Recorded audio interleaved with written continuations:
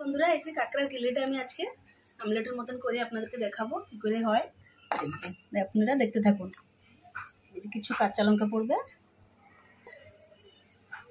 কুচানো পেঁয়াজ পড়বে, আর এই যে ডিমটা পড়বে, ডিম,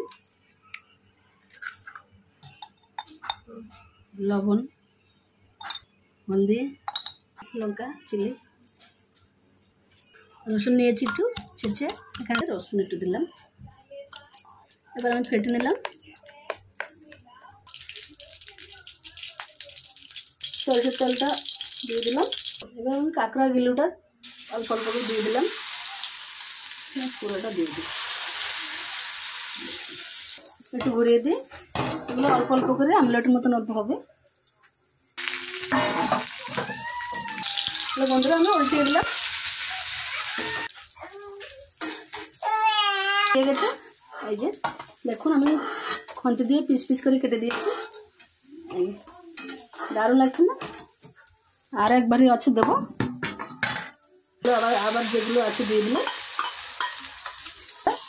এই যে আমি উল্টে দিচ্ছি, হয়ে গেছে না? হয়ে গেছে। এই যে নিয়ে নিচ্ছি আমার কাঁকড়া গিলুর রেসিপিটা আমার হয়ে গেছে। এই যে দেখুন দারুণ হয়েছে না? দারুণ।